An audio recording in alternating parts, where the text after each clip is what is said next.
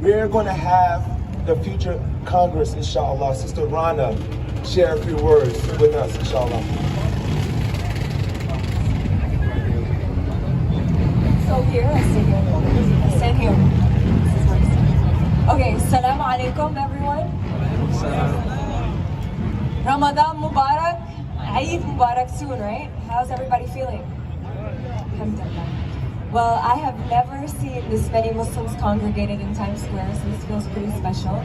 I want to quickly introduce myself. My name is Rána and I'm actually a candidate for Congress here in New York's 12th district, which actually includes Times Square, which is why I'm super excited to be here.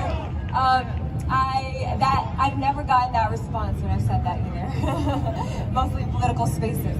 So I'll tell you a little bit of my story. My name is Rána. I was born and raised in Queens. I'm the child of Egyptian immigrants. I grew up in a working class community. I grew up as a young Muslim woman in a post 9/11 New York City. And so much of my growth and so much of my young adulthood was really marred by the shame and the stigmatization of being a Muslim in a post 9/11 New York, where there was a lot of profiling and surveillance of our community and just challenges that our community was confronted with. And I remember, still because of my mosque community, because of my parents who instilled love in myself, because of my identity, I still chose to wear the hijab. And one day while I was walking down the streets of Queens in New York, I was actually assaulted by a man who tried to take off my hijab. And that was a really challenging moment for me. It was really vulnerable. I was a teenager, but at the time I had been doing karate since I was 7 years old, and so I had a black belt in Shotokan karate. And so I actually started to train women in my neighborhood in self-defense and in healing so that we could protect ourselves if anything were ever to happen, to be able to confront hate-based violence, any form of trauma that we might experience because of the violence that we face because of our identities.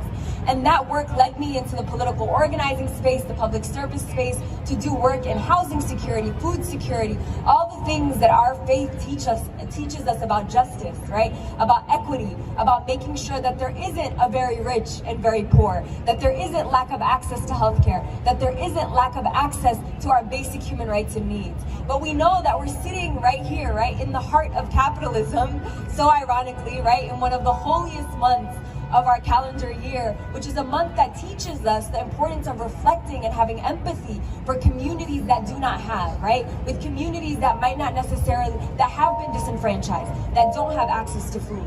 And here in this city, 1 in 10 New Yorkers in the richest city in the entire world do not have access to food. And so much of the race that we are running here in this district against an incumbent who's been in this seat for 3 decades, who my earliest memory of her when I was 9 years old was watching her wear a burqa on the House floor to advocate for the invasion of Iraq and Afghanistan. That is my earliest memory of my representative, who now I'm 28, I'm running against her. And so we have a real opportunity in New York's 12th district to get the first Muslim elected federally from New York City. How many Muslims are there in New York? Does anybody know? How many?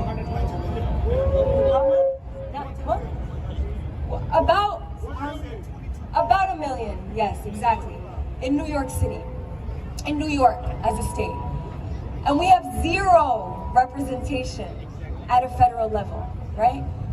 What does that mean? That when there are issues that matter to our communities, there is no voice at the table representing our needs.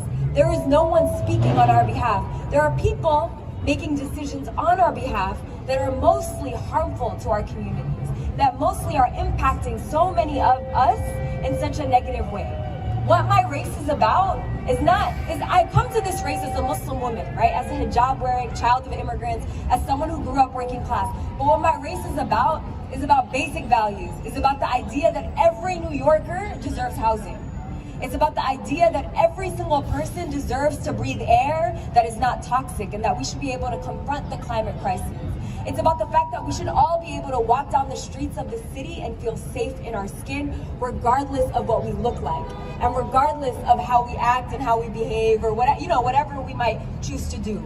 And that's what this race is about. And so this is an invitation. This is, one of the last nights, if not the last night of prayer in this holy month. And I would like all of you to join this campaign, which only in a couple of months the election will be here, and we need every single person on the front lines. So I'm actually going to ask you to do something. You all have your phone. If you could pull up your phone, everybody, pull up your phone, please. Join me in pulling out your phone. I will call you out if you have not pulled out your phone. I'm just joking. I won't. Maybe I will. You're not pulling. I'm just joking. All right. So everybody, I need you to text a number, okay? So the number is 3. Is everybody ready to text? 332-455-7023. And I want you to text Rana, R-A-N-A. I'll do it one more time.